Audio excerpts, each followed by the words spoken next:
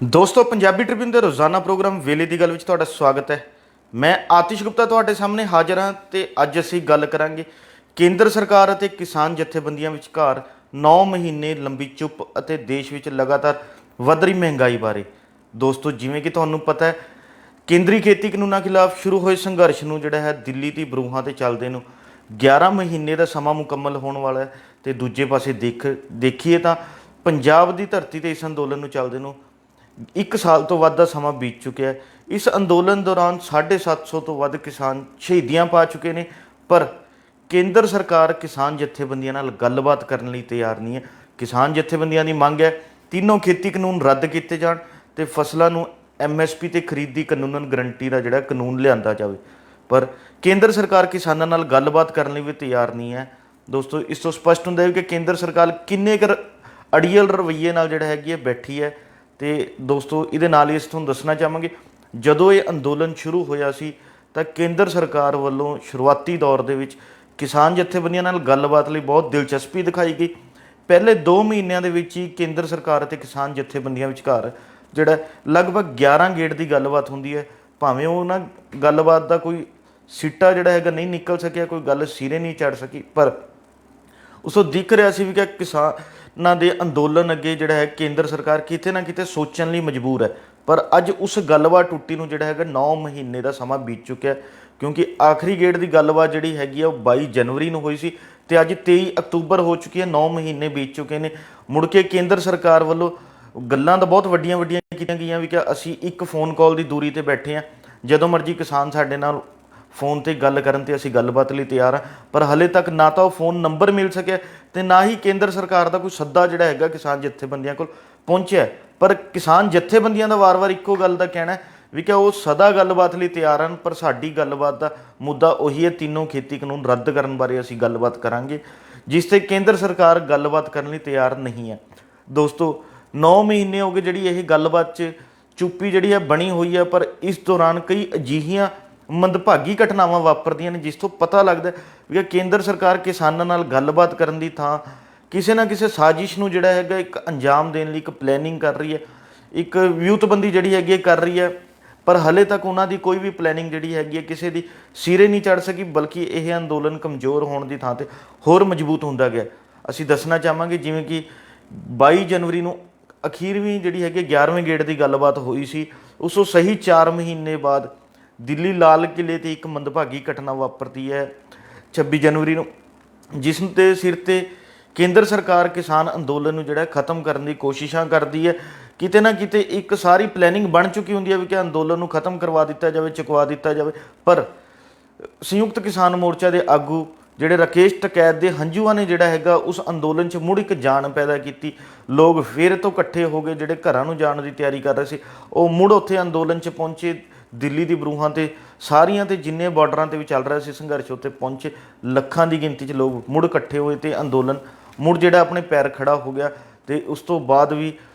ਛੋਟੀਆਂ-ਮੋਟੀਆਂ ਘਟਨਾਵਾਂ ਕਈ ਵਾਪਰੀਆਂ, ਪਰ ਵੱਡੀ ਘਟਨਾ ਵਾਪਰੀ ਕਰਨਾਲ ਦੇ ਵਿੱਚ, ਜਦੋਂ ਪੁਲਿਸ ਵੱਲੋਂ ਜਿਹੜਾ ਹੈਗਾ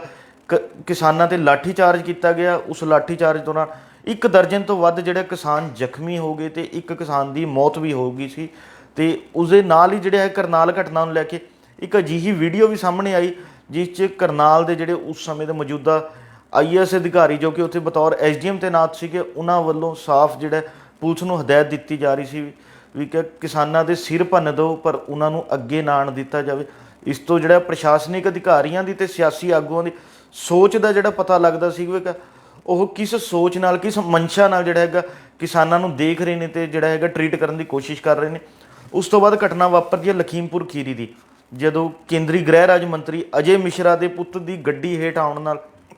4 ਕਿਸਾਨ ਸ਼ਹੀਦ ਹੋ ਜਾਂਦੇ ਨੇ, ਉਸ ਦੇ ਨਾਲ ਹੀ ਇੱਕ ਪੱਤਰਕਾਰ ਦੀ ਮੌਤ ਹੋ ਜਾਂਦੀ ਹੈ। ਅਜਿਹੀ ਘਟਨਾਵਾਂ ਜਿਹੜੀਆਂ ਹੈਗੀਆਂ ਕਈ ਤਰ੍ਹਾਂ ਦੇ ਸ਼ੰਕੇ ਖੜੀ ਕਰਦੀਆਂ ਨੇ, ਪਰ ਉਸ ਤੋਂ ਵੱਡੀ ਜਿਹੜੀ ਹੈ ਉਸ ਘਟਨਾ ਤੋਂ ਕੁਝ ਦਿਨ ਬਾਅਦ ਹੀ ਦਿੱਲੀ ਦੇ ਸਿੰਘੂ ਬਾਰਡਰ 'ਤੇ ਵਾਪਰਦੀ ਹੈ, ਜਦੋਂ ਇੱਕ ਨਿਹੰਗ ਸਿੰਘ ਦੇ ਹੱਥੋਂ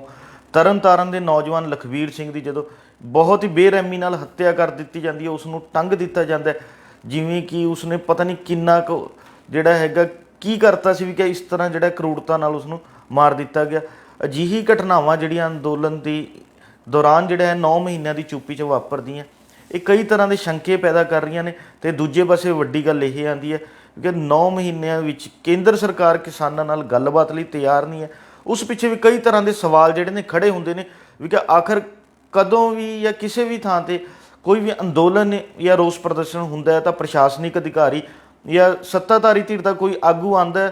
ਉਹਨਾਂ ਨਾਲ ਅੰਦੋਲਨਕਾਰੀਆਂ ਨਾਲ ਕਹਿ ਲਈਏ ਜਾਂ ਪ੍ਰਦਰਸ਼ਨ ਕਰਨ ਵਾਲਿਆਂ ਨਾਲ ਗੱਲਬਾਤ ਕਰਦਾ ਤੇ ਉਹਨਾਂ ਦੀ ਸਮੱਸਿਆਵਾਂ ਦਾ ਜਿਹੜਾ ਹੱਲ ਕਰਨ ਦੀ ਕੋਸ਼ਿਸ਼ ਕਰਦਾ। ਪਰ ਅੰਦੋਲਨ ਨੂੰ ਚੱਲਦੇ ਨੂੰ 11 ਮਹੀਨੇ ਪੂਰੇ ਹੋਣ ਵਾਲੇ ਨੇ ਤੇ 9 ਮਹੀਨਿਆਂ ਤੋਂ ਬਿਲਕੁਲ ਗੱਲਬਾਤ ਟੁੱਟੀ ਹੋਈ ਹੈ। ਕੇਂਦਰ ਸਰਕਾਰ ਗੱਲਬਾਤ ਕਰਨ ਲਈ ਤਿਆਰ ਵੀ ਨਹੀਂ ਹੈ। ਤਾਂ ਮਾਹਿਰਾਂ ਵੱਲੋਂ ਜਿਹੜਾ ਹੈਗਾ ਇਹਨਾਂ ਨੂੰ 3 ਮੁੱਖ ਤੌਰ ਤੇ ਵੱਖ-ਵੱਖ ਬਿੰਦੂਆਂ ਦੇ ਆਧਾਰ ਤੇ ਜਿਹੜਾ ਕੋਸ਼ਿਸ਼ ਕੀਤੀ ਗਈ ਹੈ ਵੀ ਕਿ ਕੇਂਦਰ ਸਰਕਾਰ ਆਖਿਰ ਕਿਸਾਨਾਂ ਦੀ ਗੱਲਬਾਤ ਕਰਨ ਲਈ ਤਿਆਰ ਕਿਉਂ ਨਹੀਂ ਹੈ। ਉਹਨਾਂ ਵੱਲੋਂ 3 ਮੁੱਖ ਸੰਭਾਵਨਾਵਾਂ ਜਿਹੜੀਆਂ ਜਿਤਾਈਆਂ ਗਈਆਂ ਨੇ, ਉਹਨਾਂ ਵਿੱਚ ਉਹ ਜਦ ਕਿ ਸੰਭਾਵਨਾਵਾਂ ਹੀ ਨੇ, ਉਹਨਾਂ 'ਚ ਕਿੰਨੀ ਕੁ ਸੱਚਾਈ ਹੈ, ਕਿੰਨਾ ਹਕੀਕਤ ਹੈ, ਉਹ ਹਲੇ ਉਸ ਬਾਰੇ ਕੁਝ ਨਹੀਂ ਕਿਹਾ ਜਾ ਸਕਦਾ। ਮਾਹਿਰਾਂ ਦਾ ਕਹਿਣਾ ਹੈ ਵੀ ਕਿ ਕੇਂਦਰ ਸਰਕਾਰ ਵੱਲੋਂ ਜਿਹੜਾ ਹੈਗਾ ਸਭ ਤੋਂ ਪਹਿਲਾਂ ਇਸ ਕਿਸਾਨ ਅੰਦੋਲਨ ਦੇ ਪਿੱਛੇ ਬੈਠੇ ਕਿਸਾਨਾਂ ਨੂੰ ਜਾਂ ਹੋਰ ਜਿਹੜੇ ਲੋਕ ਉੱਥੇ ਹਿੱਸਾ ਲੈ ਰਹੇ ਨੇ ਉਹਨਾਂ ਨੂੰ ਜਿਹੜਾ ਹੈਗਾ ਥਕਾਉਣ ਦੀ ਕੋਸ਼ਿਸ਼ ਕੀਤੀ ਜਾਂਦੀ ਹੈ ਕਿ 11 ਮਹੀਨੇ ਦੇ ਕਰੀਬ ਇਹਨੂੰ ਅੰਦੋਲਨ ਨੂੰ ਚੱਲਦੇ ਨੂੰ ਸਮਾਂ ਹੋ ਚੁੱਕਾ ਹੈ। ਤੇ ਹੋਰ ਕਿੰਨਾ ਕੁ ਸਮਾਂ ਜਿਹੜਾ ਹੈਗਾ ਕੋਈ ਆਪਣੀ ਮੰਗਾਂ ਨੂੰ ਲੈ ਕੇ ਕਹਿ ਲਈਏ ਜਾਂ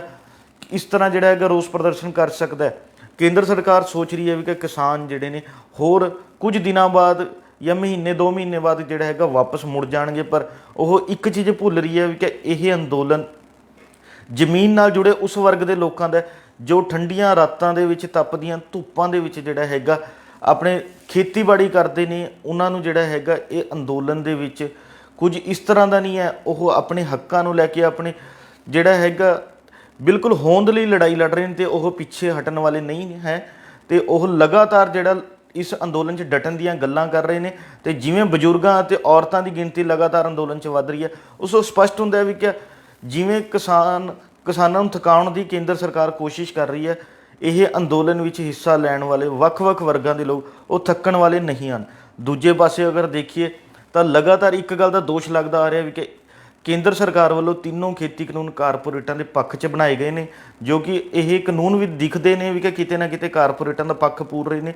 ਤਾਂ ਕੇਂਦਰ ਸਰਕਾਰ ਇਸ ਤਰ੍ਹਾਂ ਦਾ ਕੋਈ ਵੀ ਫੈਸਲਾ ਨਹੀਂ ਲੈਣਾ ਚਾਹੁੰਦੀ ਜਿਸ ਤੋਂ ਕਾਰਪੋਰੇਟ ਉਹਨਾਂ ਤੋਂ ਨਾਰਾਜ਼ ਹੋਣ ਤੇ ਉਹ ਜੇਕਰ ਇਹ ਕਾਨੂੰਨ ਵਾਪਸ ਲੈਂਦੀ ਹੈ ਤਾਂ ਕਾਰਪੋਰੇਟ ਉਹਨਾਂ ਤੋਂ ਨਾਰਾਜ਼ਗੀ ਬਿਲਕੁਲ ਜ਼ਾਹਰ ਕਰਨਗੇ। ਇਸ ਤੋਂ ਪਹਿਲਾਂ ਵੀ 2014 ਦੀ ਗੱਲ ਕਰੀਏ ਤਾਂ ਕੇਂਦਰ ਸਰਕਾਰ ਦੇ ਵਿੱਚ ਜਦੋਂ ਭਾਰਤੀ ਜਨਤਾ ਪਾਰਟੀ ਕਾਬਜ਼ ਹੋਈ ਸੀ ਤਾਂ ਉਹਨਾਂ ਵੱਲੋਂ ਇੱਕ ਲੈਂਡ ਐਕੁਜੀਸ਼ਨ ਜਿਹੜਾ ਆਰਡੀਨੈਂਸ ਲਿਆਂਦਾ ਗਿਆ ਸੀ, ਉਸ ਦਾ ਵੀ ਵੱਡੇ ਪੱਧਰ ਤੇ ਵਿਰੋਧ ਹੋਇਆ ਤੇ ਰਾਜ ਸਭਾ ਦੇ ਵਿੱਚ ਭਾਜਪਾ ਕੋਲ ਬਹੁਮਤ ਨਾ ਹੋਣ ਕਰਕੇ ਭਾਜਪਾ ਨੂੰ ਜਿਹੜਾ ਹੈਗਾ ਉਹ ਆਰਡੀਨੈਂਸ ਵਾਪਸ ਲੈਣਾ ਪੈ ਗਿਆ ਸੀ। ਉਸ 'ਤੇ ਵੀ ਮਾਹਿਰਾਂ ਦਾ ਮੰਨਣਾ ਹੈ ਵੀ ਕਿ ਕਾਰਪੋਰੇਟਾਂ ਵੱਲੋਂ ਕਾਫੀ ਨਾਰਾਜ਼ਗੀ ਜਤਾਈ ਗਈ ਸੀ ਵੀ ਕਿ ਉਹਨਾਂ ਦਾ ਕਹਿਣਾ ਸੀ ਕਿ ਭਾਜਪਾ ਨੇ ਉਹਨਾਂ ਦੇ ਪੱਖ ਦੇ ਵਿੱਚ ਕਦਮ ਤਾਂ ਜ਼ਰੂਰ ਚੱਕਿਆ ਪਰ ਉਹ ਆਪਣਾ ਸਟੈਂਡ ਨਹੀਂ ਉਸ ਹਿਸਾਬ ਸਿਰ ਲੈ ਸਕੀ। ਜੇਕਰ ਹੁਣ ਉਹ ਖੇਤੀ ਕਾਨੂੰਨਾਂ ਨੂੰ ਰੱਦ ਕਰਦੇ ਨੇ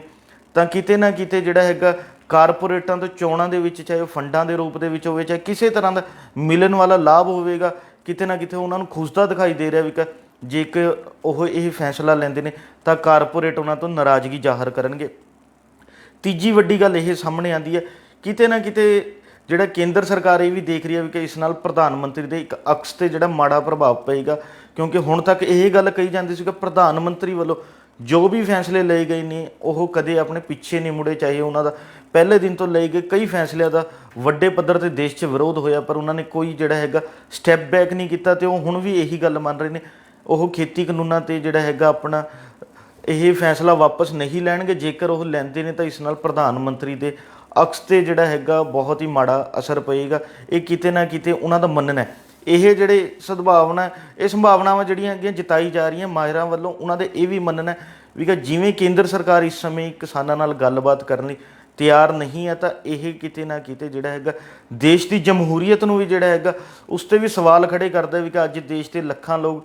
ਆਪਣੀ ਹੋਂਦ ਦੀ ਲੜਾਈ ਲੜ ਰਹੇ ਨੇ ਪਰ ਸਾਡੀ ਕੇਂਦਰ ਸਰਕਾਰ ਉਹਨਾਂ ਨਾਲ ਗੱਲਬਾਤ ਲਈ ਤਿਆਰ ਨਹੀਂ ਹੈ ਤੇ ਉਹਨਾਂ ਨੂੰ ਅੱਗੇ ਆਉਣਾ ਚਾਹੀਦਾ ਤੇ ਕਿਸਾਨਾਂ ਨਾਲ ਗੱਲਬਾਤ ਕਰਨੀ ਚਾਹੀਦੀ ਹੈ ਤਾਂ ਜੋ ਇਹ ਲਗਭਗ 11 ਮਹੀਨਿਆਂ ਤੋਂ ਚੱਲ ਰਹੇ ਸੰਘਰਸ਼ ਨੂੰ ਹੈਗਾ ਖਤਮ ਕੀਤਾ ਜਾ ਸਕੇ। ਦੋਸਤੋ, ਇਹਦੇ ਨਾਲ ਇੱਕ ਦੂਜਾ ਮੁੱਦਾ ਦੇਸ਼ ਦੇ ਵਿੱਚ ਬਹੁਤ ਵੱਡੇ ਪੱਧਰ 'ਤੇ ਉੱਭਰ ਕੇ ਆਉਂਦਾ ਮਹਿੰਗਾਈ ਦਾ। ਇਹ ਕਰੋਨਾ ਦੌਰਾਨ ਦੇਸ਼ ਦੇ ਕਰੋੜਾਂ ਲੋਕਾਂ ਦਾ ਰੁਜ਼ਗਾਰ ਚਲਾ ਗਿਆ, ਉਹਨਾਂ ਦਾ ਘਰ-ਬਾਰ ਜਿਹੜਾ ਹੈਗਾ ਇੱਕ ਥਾਂ ਤੋਂ ਛੱਡ ਕੇ ਉਹਨਾਂ ਨੂੰ ਦੂਜੀ ਥਾਂ 'ਤੇ ਜਾਣਾ ਪਿਆ ਤੇ ਇਸ ਦੇ ਨਾਲ ਹੀ ਜਿਹੜਾ ਹੈਗਾ ਕਈ ਤਰ੍ਹਾਂ ਦੀ ਹੋਰ ਸਮੱਸਿਆਵਾਂ ਦਾ ਸਾਹਮਣਾ ਕਰਨਾ ਪਿਆ। ਪਰ ਇਸ ਦੇ ਵਿੱਚ ਜਿਹੜਾ ਹੈਗਾ ਦੇਸ਼ ਵਿੱਚ ਲਗਾਤਾਰ ਜਿਹੜੀ ਮਹਿੰਗਾਈ ਵੱਧ ਰਹੀ ਹੈ ਉਸਨੇ ਲੋਕਾਂ ਦੀ ਕਮਰ ਤੋੜ ਕੇ ਰੱਖ ਦਿੱਤੀ ਹੈ। ਜੇਕਰ ਮੁੱਖ ਤੌਰ 'ਤੇ ਗੱਲ ਕਰੀਏ ਤਾਂ ਇਸ ਸਮੇਂ ਦੇਸ਼ ਦੇ ਵਿੱਚ ਪੈਟਰੋਲ, ਡੀਜ਼ਲ, ਰਸੋਈ ਗੈਸ ਦੀਆਂ ਕੀਮਤਾਂ ਲਗਾਤਾਰ ਵੱਧਦੀਆਂ ਜਾ ਰਹੀਆਂ। ਇਹਨਾਂ ਕਰਕੇ ਹੀ ਮੁੱਖ ਤੌਰ 'ਤੇ ਜਿਹੜਾ ਹੈਗਾ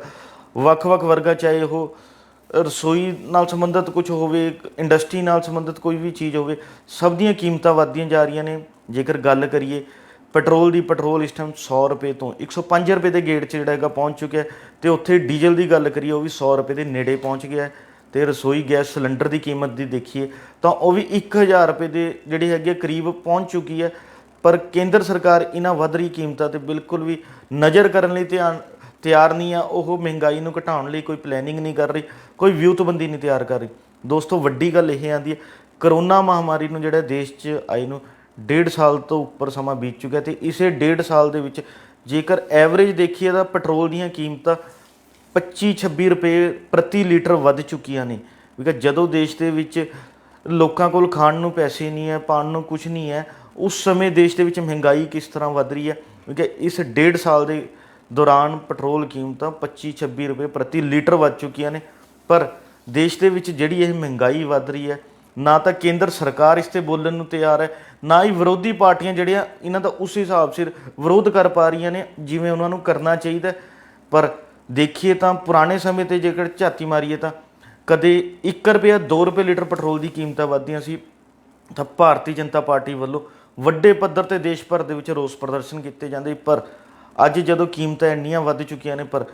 ਮੁੱਖ ਵਿਰੋਧੀ ਧਿਰ 'ਚ ਬੈਠੀ ਕਾਂਗਰਸ ਹੋਵੇ ਚਾਹੇ ਹੋਰ ਸਿਆਸੀ ਪਾਰਟੀਆਂ, ਉਹ ਉਸ ਹਿਸਾਬ ਸਿਰ ਵਿਰੋਧ ਨਹੀਂ ਕਰ ਪਾ ਰਹੀਆਂ ਜਿਸ ਹਿਸਾਬ ਸਿਰ ਉਹਨਾਂ ਨੂੰ ਕਰਨਾ ਚਾਹੀਦਾ ਸੀ। ਇਸ ਦੇ ਨਾਲ ਹੀ ਦੋਸਤੋ ਇੱਕ ਵੱਡੀ ਗੱਲ ਇਹ ਵੀ ਆਉਂਦੀ ਹੈ ਵੀ ਕਿ ਲਗਾਤਾਰ ਜੇਕਰ ਦੇਖੀਏ ਤਾਂ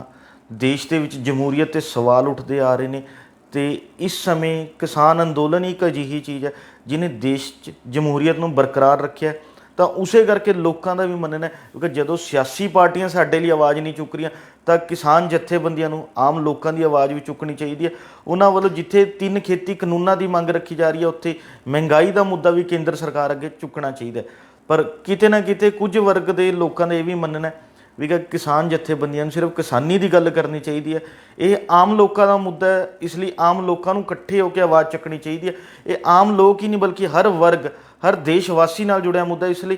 ਕਿਸਾਨੀ ਦੇ ਮੁੱਦੇ ਦੀ ਗੱਲ ਕਰੀਏ, ਸਿਰਫ ਕਿਸਾਨੀ ਨਾਲ ਜੁੜੇ ਮੁੱਦੇ ਲੋਕ ਹੀ ਉੱਥੇ ਸਮਝਿਆ ਜਾਂਦਾ ਵੀ ਕਿ ਸੰਘਰਸ਼ 'ਚ ਹਿੱਸਾ ਲੈ ਰਹੇ ਨੇ। ਪਰ ਮਹਿੰਗਾਈ ਦਾ ਮੁੱਦਾ ਦੇਸ਼ ਦੇ ਹਰ ਵਿਅਕਤੀ ਨਾਲ ਜੁੜਿਆ ਮੁੱਦਾ। ਇਸ ਲਈ ਹਰ ਖੇਤਰ, ਹਰ ਬੰਦੇ ਨੂੰ ਜਿਹੜਾ ਹੈਗਾ ਇਸ ਲਈ ਇਕੱਠੇ ਹੋਣ ਦੀ ਲੋੜ ਹੈ ਤਾਂ ਜੋ ਸੰਘਰਸ਼ ਕੀਤਾ ਜਾ ਸਕੇ ਅਤੇ ਕੇਂਦਰ ਸਰਕਾਰ ਨੂੰ ਮਹਿੰਗਾਈ ਘਟਾਉਣ ਦੇ ਮਜਬੂਰ ਕੀਤਾ ਜਾ ਸਕੇ। ਦੂਜੇ ਪਾਸੇ ਵੱਡੀ ਗੱਲ ਇਹ ਆਉਂਦੀ ਹੈ ਵੀ ਕਿ ਆਮ ਬੰਦਿਆਂ ਨੂੰ, ਹਰ ਵਰਗ ਦੇ ਲੋਕਾਂ ਨੂੰ ਇਕੱਠੇ ਕਰਨ ਦੀ ਜਿਹੜੀ ਮੁੱਖ ਲੋੜ ਹੈ ਉਹ ਸਿਆਸੀ ਪਾਰਟੀਆਂ ਦੀ ਬਣਦੀ ਹੈ ਵੀ ਕਿ ਉਹ ਆਪਸੀ ਮਤਭੇਦ ਭੁਲਾ ਕੇ ਜਿਹੜਾ ਹੈਗਾ ਦੇਸ਼ ਦੇ ਲੋਕਾਂ ਨੂੰ ਇਕੱਠੇ ਕਰਨ ਅਤੇ ਕੇਂਦਰ ਸਰਕਾਰ ਦੇ ਖਿਲਾਫ ਇੱਕ ਮਹਿੰਗਾਈ ਦੀ ਆਵਾਜ਼ ਚੁੱਕਣ ਇਕੱਠੇ ਹੋ ਕੇ, ਤਾਂ ਜੋ ਦੇਸ਼ ਦੇ ਵਿੱਚ ਲਗਾਤਾਰ ਜਿਹੜੀ ਇਹ ਮਹਿੰਗਾਈ ਵੱਧ ਰਹੀ ਹੈ ਇਸ 'ਤੇ ਕਾਬੂ ਪਾਇਆ ਜਾ ਸਕੇ। ਅਤੇ ਕੇਂਦਰ ਸਰਕਾਰ ਖਿਲਾਫ ਜੇਕਰ ਇਕੱਠੇ ਹੋ ਕੇ ਲੋਕ ਇਸ ਤਰ੍ਹਾਂ ਆਵਾਜ਼ ਚੁੱਕਦੇ ਨੇ ਤਾਂ ਕੇਂਦਰ ਸਰਕਾਰ ਨੂੰ ਕਿਤੇ ਨਾ ਕਿਤੇ ਮਹਿੰਗਾਈ ਲਈ ਸੋਚਣਾ ਪਵੇਗਾ ਅਤੇ ਮਹਿੰਗਾਈ ਨੂੰ ਘਟਾਉਣ ਲਈ ਕੋਈ ਨਾ ਕੋਈ ਇੱਕ ਨੀਤੀ, ਕੋਈ ਯੋਜਨਾ ਤਿਆਰ ਕਰਨੀ ਪਏਗੀ। ਅਤੇ ਹੁਣ ਦੇਖਣ ਵਾਲੀ ਗੱਲ ਇਹੀ ਹੋਵੇਗੀ ਕਿੰਨਾ ਕੁ ਸਿਆਸੀ ਪਾਰਟੀਆਂ ਜਿਹੜੀਆਂ ਇਕੱਠੀਆਂ ਹੁੰਦੀਆਂ ਨੇ, ਆਪਣੀ ਮਤਭੇਦ ਭੁਲਾ ਕੇ, ਜਿਹੜੇ ਆਪਣੀ ਵਿਚਾਰਧਾਰਾ ਤੋਂ ਹਟ ਕੇ ਲੋਕਾਂ ਲਈ ਇਕੱਠੇ ਹੋ ਕੇ ਆਵਾਜ਼ ਚੁੱਕਦੀਆਂ ਨੇ ਅਤੇ ਆਮ ਲੋਕਾਂ ਨੂੰ, ਆਮ ਵਰਗ ਦੇ ਲੋਕਾਂ ਨੂੰ, ਵੱਖ-ਵੱਖ ਵਰਗ ਦੇ ਲੋਕਾਂ ਨੂੰ ਆਪਣੇ ਨਾਲ ਕਿੰਨਾ ਕੁ ਜੋੜਦੀਆਂ ਨੇ, ਇਹ ਆਉਣ ਵਾਲਾ ਸਮਾਂ ਹੀ ਦੱਸੇਗਾ। ਕੱਲ੍ਹ ਨੂੰ ਇਸੇ ਸਮੇਂ ਇੱਕ ਨਵੇਂ ਮੁੱਦੇ ਦੇ ਨਾਲ ਫਿਰ ਮਿਲਾਂਗੇ ਪ੍ਰੋਗਰਾਮ ਵੇਲੇ ਦੀ ਗੱਲ ਵਿੱਚ। ਧੰਨਵਾਦ।